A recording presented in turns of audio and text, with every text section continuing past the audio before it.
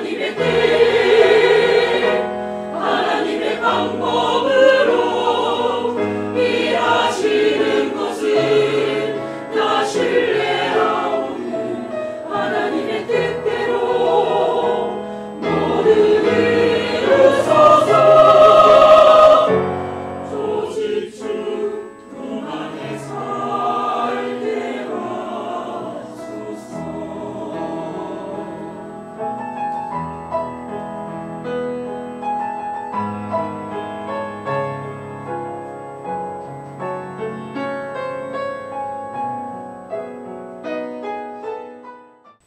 오늘 우리에게 주신 하나님의 말씀은 구약 성경에서 봅니다.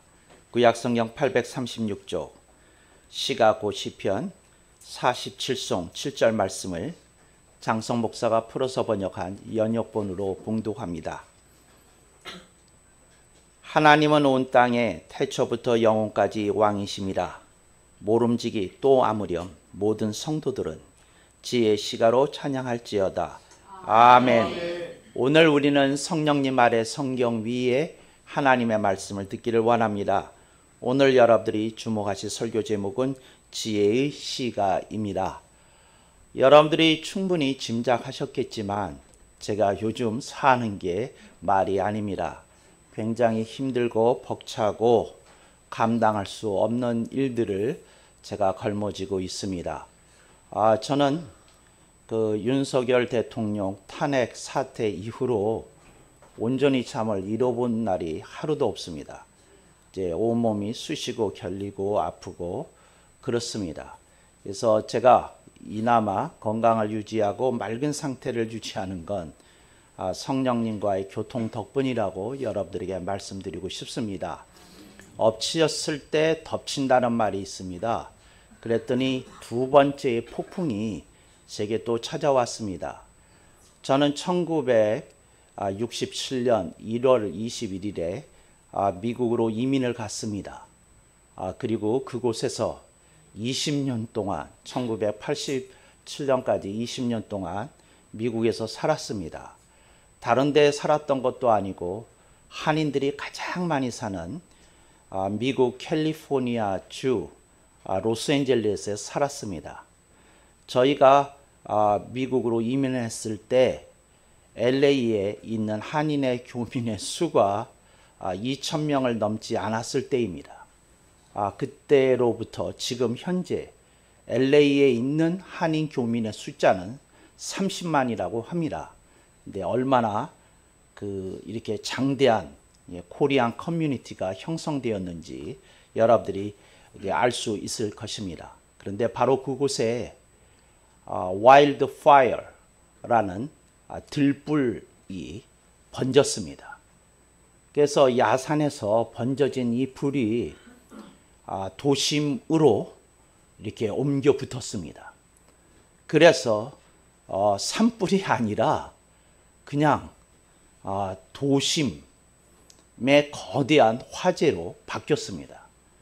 그래서 2만 채에 가까운 가옥과 또 건물들이 화마의 피해를 피해가지 못했다고 합니다. 수십만 명이 대피령을 받고 대피 중이라고 합니다. 제가 미국으로 이민 가서 15살에 이민 가서 20년 지내면서 저는 그곳에서 영어가 뭔지 처음으로 이렇게 뼈저리게 느끼면서 살았습니다. 저는 그곳에서 미국의 문화와 문명의 힘이라는 게 무엇인지, 또 저는 그곳에서 미국에 갖고 있는 저력이나 강력함이 뭔지 그런 걸 내내 유심히 관찰하면서 컸습니다. 그러니까 여러분들이 저를 통해서 어느 때는 한국 사람 같고 어느 때는 조금 한국 사람과 결이 다른 사고의 어떤 깊이와 또 넓이를 여러분들이 만나실 때가 있는데, 이건 제가 미국에서 이렇게 교육을 받은 그 부분도 있다 하는 것을 여러분들이 이렇게 이미 간파하셨으리라고 생각이 됩니다. 그래서 제가 그 정들었던 그 일대가 다 화마에 휩쓰이는 것을 보면서 저의 제2의 고향이 그렇게 그 화마로 그 소실되고 이렇게 부서지고 붕괴되고 파괴되는 모습을 보면서 마음이 너무 참담합니다. 그래서 차마 말을 꺼낼 수가 없었어요. 그래서 여러분들이 제가 그쪽 출신임에도 불구하고 그 들불에 대해서 제가 한 번도 이렇게 별로 언급하지 않은 것을 여러분들이 보셨을 것입니다. 어떤 사람에게 어떤 것이 너무 아프면 말조차도 안 나옵니다. 근데 욕이 나오는 정도 되면 그건 조금 이렇게 숨을 좀 돌린 다음에 가능한 일입니다. 근데 이 두 가지 사태를 겪고 나니까 정신이 하나도 없어요. 제가 금주에 월요일부터 목요일까지 일본의 후쿠오카 지방을 여행했습니다. 그런데 첫날이었는데 그 밤 10시 좀 넘었나요? 근데 그때 침대가 꼭 바이킹처럼 요동치기 시작했습니다. 근데 제가 직감적으로 이렇게 지진인 줄 알았어요. 그렇게 흔들릴 리가 없잖아요. 설마 제 옆에 자고 있는 사모님이 흔들어 댔을 리는 없고, 그러니까 지진이구나 알았어요. 대피해야 되나 하는 생각이 들었는데 제가 이제 귀를 쫑긋하고 이렇게 기다렸어요. 이게 심각한 경우면 호텔 프론트에서 전화가 올 거다. 그리고 그 경보벨이 호텔 전체에 울려질 것이다. 그리고 안내 멘트가 나올 거다. 기다렸는데 안 나오더라고요. 그래서 좀 진앙지가 먼 곳에 떨어져 있구나. 지나가는 바람 정도겠구나. 이렇게 생각을 하고 이제 새벽에 일어나 보니까 이제 지진이 그 남쪽 상당히 떨어진 그 바닷속에서 일어났다는 소식을 들었어요. 그리고는 이제 그쪽에서 이제 하루 지나서 유후인이라는 곳에 가서 이제 한 3시간 정도 자유 시간이 주어졌는데 내내 저는 기도했어요. 그래서 걸으면서 속으로 이제 기도했는데 뭘 기도했느냐 하면 이제 탄핵 사태에 대해서 하나님께 호소하는 기도를 드렸고 그 LA 그 들불이 이렇게 좀 빨리 좀 어떻게 진화하게 해달라고 이제 그런 기도를 모으면서 이렇게 갔어요. 그러면서 제가 하나님께 간절히 구하기를 하나님 저한테 무슨 사인이라도 위로가 될 수 있는 사인이라도 주세요. 그랬거든요. 그랬는데 그 유후인의 그 작은 마을이에요. 그 뭐 도시라고 부를 정도 안 되고 아주 작은 마을인데 그 관광 수입으로 특화되어 있고 사는 그쪽입니다.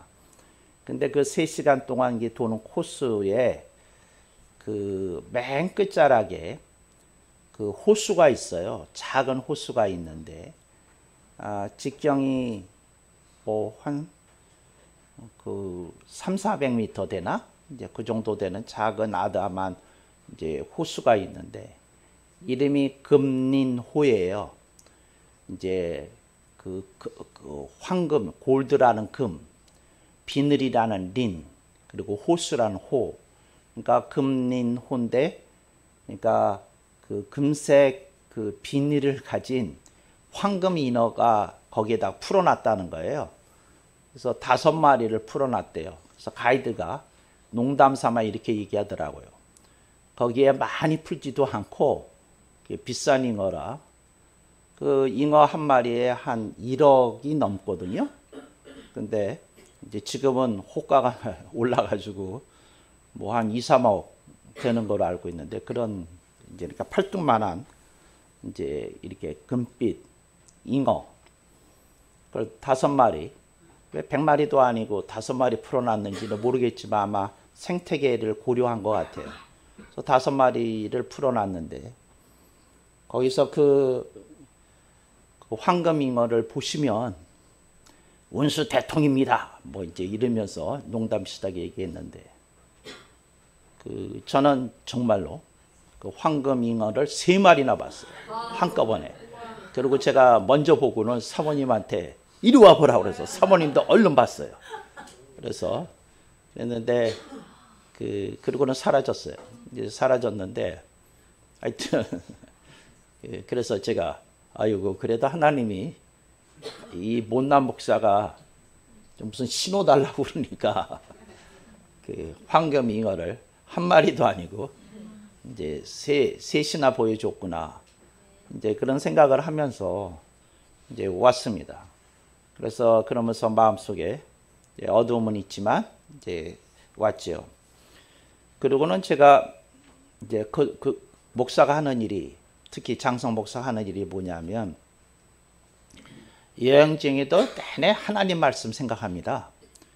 이번 돌아가면 주일 공동예배 때 무슨 설교를 할까?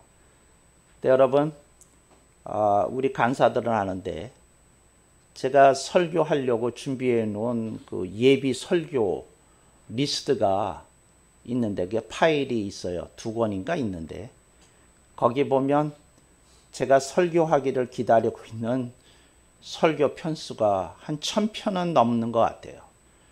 그러니까 제가 뭘 기도한다 어쩐다 하는 거는 설교가 준비된 게 없어서 기도하고 뭐 궁리하고 그러는 게 아니고요. 딱 2주에 주님은 어떤 말씀으로 나누기를 원하실까? 이제 그런 주님의 그 계시랄까, 신호랄까, 영감이랄까, 뭐 이제 이런 걸 기다리면서 기도하지요. 그래서 그게 이제 간사에게 그 주보 제작을 위해서 원고를 주기 직전까지 제 가슴 속에 여러 가지 말씀들이 이렇게 오고 갈 때가 있어요. 제가 지난주에 대한민국의 상황에 대해서 이제 설교했으니까 이게 거대 담론이잖아요. 근데 오늘은 또 거대 담론을 가지고 하면 여러분들이 너무 무거울 것 같아서 오늘은 조금 이렇게 이제 거대 담론의 반대말이 일상 담론인데 조금은 거대 담론을 약간 피해서 이제 몇 박자 좀 쉬어가야 되겠다 하는 생각도 있고요. 그래서 이제 오늘은 일상 담론보다는 조금 더 무게감이 있는 말씀인데 제가 생각한 게 시가 47송 7절입니다. 우리 교회에서는 시편을 시가라고 그래요. 근데 여기에는 굉장히 깊은 성서신학적, 조직신학적 숙고가 있었습니다. 어떤 거냐면 많은 분들은 우리 교회에서 시가라고 부르는 거를 이제 일반 한국어 역본들에는 뭐라고 번역했느냐면 시편이라고 그랬어요. 그래서 시편이라고 번역해서 뭐 틀렸다고는 말할 수 없는데 맞다고 말하기 어려워요. 이제 왜 맞다고 말하기가 어렵느냐면 시편이라고 말하게 되면 이건 문학이에요. 그런데 사람들이 흔히 시편이라고 부르는 그 문서는 문학이 아니라 음악이에요. 그러니까 좀 더 정확히 말하면 찬송가집이에요.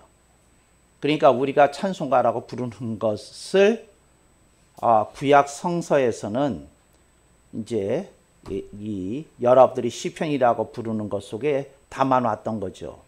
그래서 정확히 번역을 하려면 시가라고 그래야 됩니다. 그러니까 문학적으로 보면 시적인 측면이 있어요. 그런데 악보예요.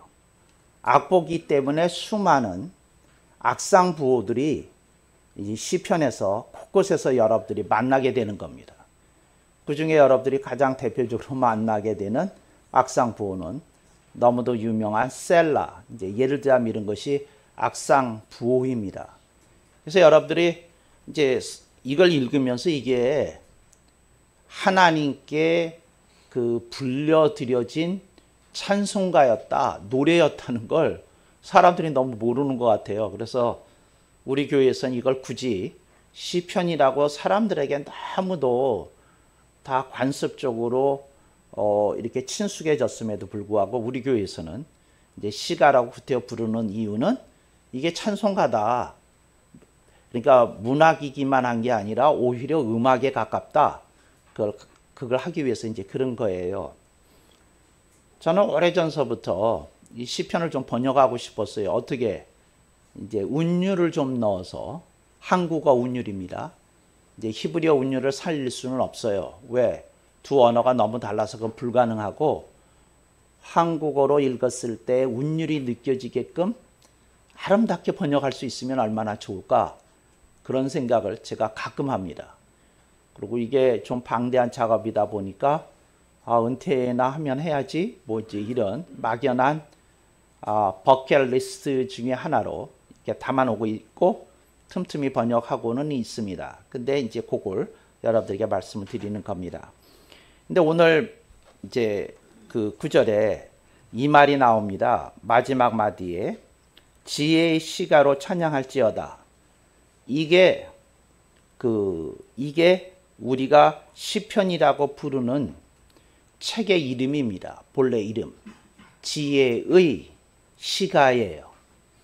그러니까 뭐냐면 이 찬송가를 부르면, 이 시가를 부르면 단순히 하나님께 영광만 올려드리는 것이 아니라 그것을 부르는 사람들의 가슴 속에 그 지혜가 이렇게 옮겨 심겨진다는 뜻이에요.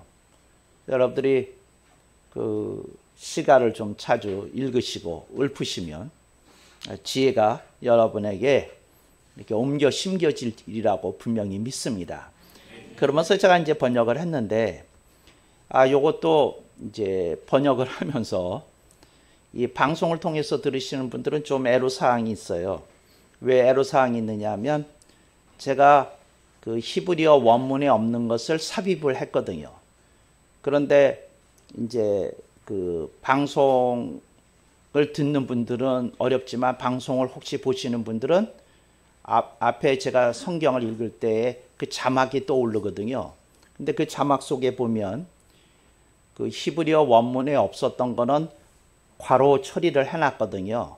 가로 속에 있는 건 히브리어 원문에 없었던 것이다. 근데 이런 의미를 가지고 읽으시면 더 뜻이 풍성해진다 하면서 넣거든요. 근데 제가 그냥 읽으니까 이제 방송 들으시면 그렇지만 나중에 혹시 그 어떤 그 청취자께서 이건 성경에 없는 것 같은데 하는 생각이 들으셨으면 맞습니다. 히브리어 원문에 없는 것을 이런 감성으로, 감성이라고 그래야 되나요? 이런 감성으로 읽었다 하는 걸 알려드리기 위해서 좀 첨가한 것이다. 그래서 그걸 이제 다시 한번 방송을 시청하시고 그 원문을 이렇게 보시기 바랍니다. 제가 다시 한번 읽어보겠습니다. 하나님은 온 땅의 태초부터 영원까지 왕이심이라. 모름지기 또 아무려 모든 성도들은 지혜의 시가로 찬양할지어다. 아멘. 그 사람이 어려운 일을 당하게 되면 이렇게 주변을 이렇게 한 번씩 보게 돼요. 다른 사람들은 어찌 지내나 이렇게 보게 돼요. 그런데 제가 이 주간에 한 분한테서 전화를 받았는데 그분이 이런 얘기를 하더라고요. 뭐라고 얘기를 하냐면 그 자신이 평생 이렇게 천주교나 불교에 있는 사람들을 부러워한 일이 없었는데 대통령 탄핵 사태가 벌어지면서 천주교와 천주교의 수도자들과 불교의 승려들이 부러워졌다는 거예요. 그래서 제가 퉁명스럽게 왜 갑자기 중타령? 그랬어요. 왜 중이 부럽냐고. 이제 그런 식으로 얘기했더니 그분이 이런 얘기를 하는 거예요. 산속에 가서 그냥 도나 닦고 있고 신문 방송 끊고 지내고 목탕이나 두드리면서 연불이나 하면서 그러면 마음은 깨끗해질 것 같고 세상은 비워질 것 같고 아무것도 생각 안 해도 되니까 그리고 생각날 때마다 목탁 들이면서 염불 하면 될 테니까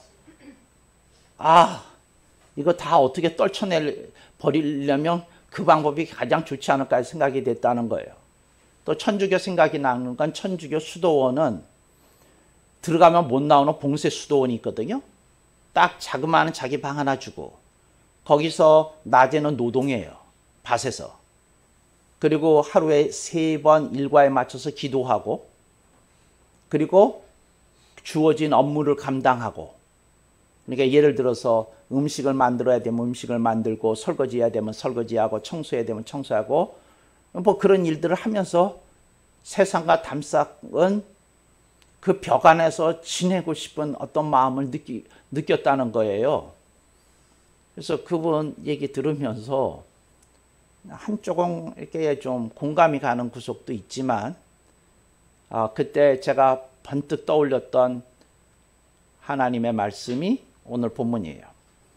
시가 47송 7절 말씀. 이걸로 설교해야 되겠다. 그런 게 이제 떠오른 거예요. 그런 얘기 들었을 때에. 뭐냐면 이런 때일수록 하나님을 향하여 지혜 시가로 찬양할지어다. 그러니까 지혜가 담긴 시로 쓴 데다가 곡을 입혀서 하나님께 찬양을 드려야 되겠다. 이제 그런 거예요. 그래서 그 지혜가 담긴 시와 같은 금쪽 같은 그런 말을 이렇게 곡조를 입혀서 하나님께 바쳐드려야 되겠다. 그런 생각을 하게 되었고 그런 생각을 하니까 이 구절이 자연스럽게 떠오르게 된 것이다 하고 말씀드리고 싶어요.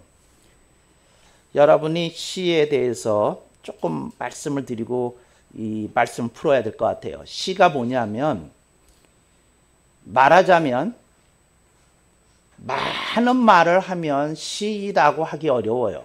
그러니까 뭐냐면 압축해서 가장 간결하면서도 그 속에 책 한 권의 깊이를 담아낼 수 있는 글을 쓰려고 하는 게 시거든요. 누가 저한테 묻기를 목사님이 그동안 읽으셨던 시들 가운데서 성경 빼고 가장 그 감동적인 시가 뭐였습니까? 하고 누가 제게 묻는다면 저는 생각나는 책이 한 권 있어요. 그 중국의 역사서인데 춘추라는 책이 있어요. 그래서 저는 소에서 선생님과 같이 춘추를 배울 때 울었다니까요. 내가 왜 울었느냐면 춘추를 읽으면서 거의 몇 페이지 울었던 것 같아요. 그런데 그 춘추를 읽으면서 왜 울었느냐면 춘추의 글이 굉장히 간결해요. 그리고 조금 이렇게 얘기하자면 그 일본의 하이쿠 비슷한 거예요. 그냥 간결하게 써 있어요. 어떤 사람이 어떤 곳에 가서 울다가 죽었다. 뭐 예를 들자면 이런 문장이 있어요. 근데 아무것도 없잖아. 어떤 사람이 어떤 성에서 눈물을 흘리다가 울었다. 근데 연도 하나 딱 나와요. 연도를 암시하는 어떤 것이 나와요. 그런데 그 내용이 뭐냐면 그 사람이 왜 울었느냐면 나라가 걱정이 돼서 비통한 마음을 참지 못해서 울었다. 근데 나라가 너무 엉망진창해서 비통해서 울었다가 아니라 거기는 뭐만 나오냐면 울었다만 나와요. 그리고 연도가 나오니까 연도에 무슨 일이 있었지 그 사람이 울었을 때 찾아보니까 나라가 엉망진창이었던 거예요. 그러니까 그 성에서 하는 말은 뭐냐면 차마 그 사람들을 버려두고 산속으로 도망가지 못하고 그 뜻이에요. 그러니까 그 해에 그런 일이 있었는데 차마 사람들을 버려두고 떠나지 못하고 울었다. 그런데 그걸 그렇게 간결하게 그렇게 쓴 걸 보고 이야, 이런 시가 엄청나구만. 그래서 막 울었어요. 울었는데 이제 지혜 시라는 거 그거예요. 그래서 여기 보면 이렇게 돼 있잖아요. 하나님께 모든 성도들은 지혜의 시가로 찬양할지어다. 근데 모든 성도들은 지혜의 시가로 찬양할지어다 그러니까 여러분 각자가 뭘 써야 되는 거예요? 시를 써야 되는 거예요. 근데 시는 어떤 거예요? 많은 말이 아닌데 간결하게 여러분의 생각과 마음을 담아야 돼요. 그런데 어떻게 해야 되느냐 하면 그 속에 지혜가 담겨야 돼요. 그러니까 뭐냐면 저주가 담기는 게 아니라 원망이 담기는 게 아니라 지혜가 뭐 저주가 담길 수도 있고 뭐 원망이 담길 수도 있지만 하여튼 지혜가 뿜어져 나오는 무슨 글을 가지고 하나님을 찬양해야 되는 거예요. 어떤 말도 안 되는 상황 속에서. 그래서 저는 이렇게 받아들인 거죠. 장성 목사야, 너는 이런 상황 속에서 어떤 지혜가 담긴 시를 써서 하나님을 찬양할 테냐? 그래서 제가 시를 썼잖아요. 박수가 없네. 살짝 쳐준 거 감사합니다. 응원의 메시지로 알고. 그래서 제가 쓴 첫 번째 지혜 시가가 뭐냐면, 그럼에도 불구하고 낙심하고 절망하지 않으리라. 그거예요.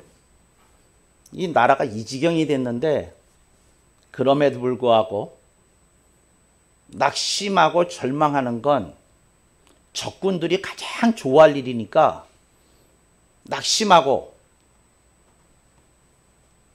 좌절하지 않으리라. 낙심하고 절망하지 않으리라. 그래서 여러분, 저는 그럼에도 불구하고 소망의 노래, 용기의 노래, 승리의 노래 이렇게 부를 거예요. 그리라! 그랬어요. 그래서 제가 요즘 듣는 음악이 생겼어요. 저 자신에게 너 낙심하면 안 돼. 절망하면 안 돼. 두 눈 부릅뜨고 주먹 불끈 쥐고 싸워야 돼. 그래서 요즘 듣는 음악이 생겼어요. 맞추는 분은 제가 그 음악을 맞추는 분은 일본 갈 비행기를 대줄 수도 있는데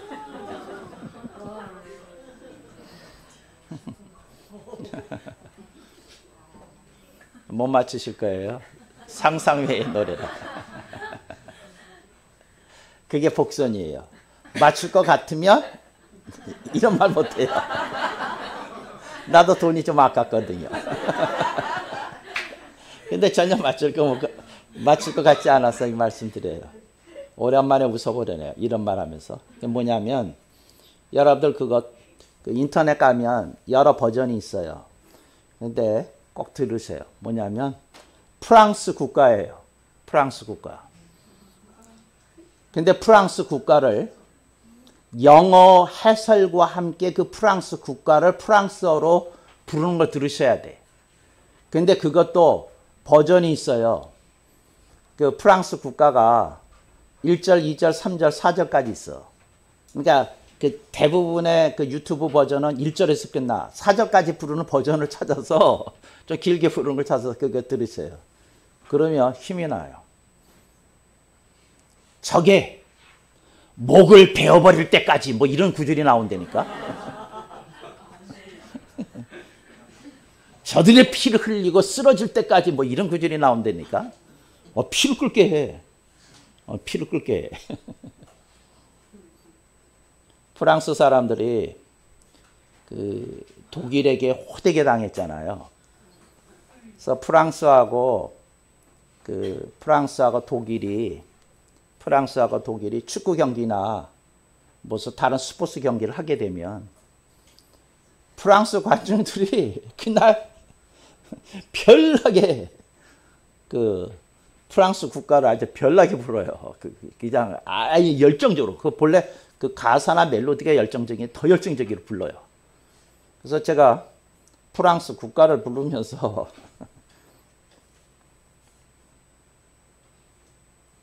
그럼에도 불구하고 낙심하지 않고 절망하지 않으리라. 아멘. 그게 제가 쓴 첫 번째 시가였어요.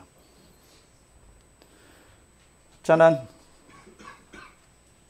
MBTI가 ENTJ라 이게 어두워지는 게 잘 안 돼요. 이렇게 또 어두워져도 오래 어두워져 있는 게 잘 안 돼요. 근데 더더구나 프랑스 국가 들어보면 힘이 피가 끓어올라가지고 그래요. 여러분들이 그게 이제 첫 번째 말씀이었고, 여러분들은 다른 상황으로 힘들 수 있잖아요. 그럼에도 낙심하지 않고 절망하지 않으리라.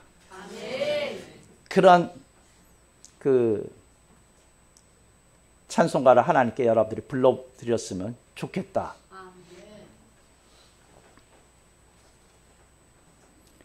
그리고 제가 두 번째 불렀던 2절이 있어요. 지혜의 시가 2절이 뭐냐면, 그럼에도 성경에는 정답과 해답이 있나니라. 이걸 제가 외쳤어요. 세상이 악한 자와 더러운 자들이 승리하는 것처럼 보여도, 간신히 승리하는 것처럼 보여도, 국기문란 자들이 승리하는 것처럼 보여도, 하나님은 성경 속에서 우리들에게 나아갈 길 보여주시고 비전을 제시하시고, 성경에는 정답과 해답이 있나니라. 이걸 다시 한번 외치는 거예요. 그러니까 막 어두웠던 구름이 싹 하고 밀려나가는 느낌이 있었어요. 제게는 그랬어요. 이게 두 번째예요. 세 번째, 3절까지 있어요. 그럼에도 원망과 저주의 늪에 빠지지 아니하리라. 원망과 저주는 패자가 하는 거예요. 난 패자가 될 생각이 없거든요. 대한민국 되찾아야지. 뭔 소리예요? 어떻게 세운 나라인데? 되찾아야지. 원망과 저주의 늪에 빠질 겨를이 없어요. 정말이에요. 다시 한번 일어나야죠. 되새겨야죠. 그게 제가 부른 지혜의 시가였어요. 1절, 2절, 3절.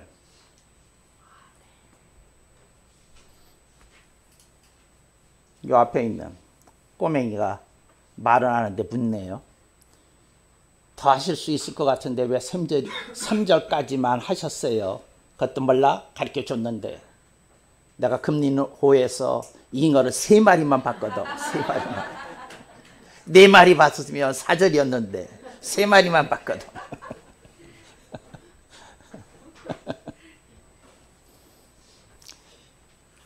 어떤 분이 되는 일이 하나도 없어요. 그래가지고 마음이 공고하고 뭐하고 막 그러는데, 이건 이제 두 번째 전화야. 막 없는데, 이분이 왜 그런 얘기를 했냐면 부인이 투병 중이에요. 그래가지고 부인 간호하면서 그러는데, 부인이 요즘 따라 또 정신까지 오락가락한데, 그런데 그러니까 삶이 너무 재미없는 거야. 이분이 목사님이신데도 너무 재미없는 거야. 부인 하니까 너무 재미없는데, 그리고 또 그 돈이 많이 들어가잖아요. 또 뭐 이것저것. 근데 또 얼마나 그 힘들겠어요. 그러니까 그런데 그분이 이런 얘기를 하더라고. 이건 전해 들은 얘기예요. 그분한테 직접 들은 게 아니고 나한테 전해준 분이 이제 고이분 얘기를 알아서 전해준 거예요. 근데 그분이 이런 얘기를 해. 윤석열 대통령 때문에 큰 위로가 됐대. 내가 그분 앞에서 힘들다가 무슨 명함을 내밀 수 있겠냐. 그런 생각이 들었다는 거예요. 그래도 나는 깜빵에서 자지는 않지 않냐. 그런 생각이 들었다 그래. 그래서 내가 이렇게 편안한 그 보조 침대에서, 이제 그분 간호해야 되니까 보조 침대에서 자잖아요. 보조 침대에서 자는 게 어딘데 내가 더 힘써 기도해야지. 그런 생각을 하셨다고 그래요. 오늘 본문 보면서 이 말씀 드립니다. 여러분들이 오늘 제가 번역해 드린 시가 47종 7절 말씀을 읽으시면서 저는 여러분들이 오늘 밤에 지혜 시가 1절이라도 써서 올려드렸으면 좋겠어요. 여러분들의 시가를. 여러분이 하나님, 제가 이렇게 하나님께 찬송을 드리고 싶어요. 이런 고백을 드리고 싶어요. 이런 말씀을 드리고 싶어요. 그럼 하나님도 세상에 이 험한 꼴, 못된 꼴, 망가지는 꼴을 보시다가 여러분의 그 찬송가 한 절 들으시고 하늘에서 주님이 빙긋 웃지 않을까, 그런 생각을 해보게 되네요. 그래서 오늘 밤에 꼭 하나님께 여러분들의 지혜가 담긴 지혜 시가로 주님께 웃음을 되찾아 드리기를 권면하면서 오늘 말씀을 다시 한번 읽는 것으로 오늘 말씀을 마감하겠습니다. 제가 다 끝까지 읽으면 여러분들 끝에 아멘은 해주세요. 제가 대표로 읽기만 하겠습니다. 시가 47송 7절 말씀, 장성 목사 연이역 봉독합니다. 하나님은 온 땅에 태초부터 영원까지 왕이심이라. 모름지기 또 아무렴 모든 성도들은 지혜의 시가로 찬양할지어다. 아멘 억만 번.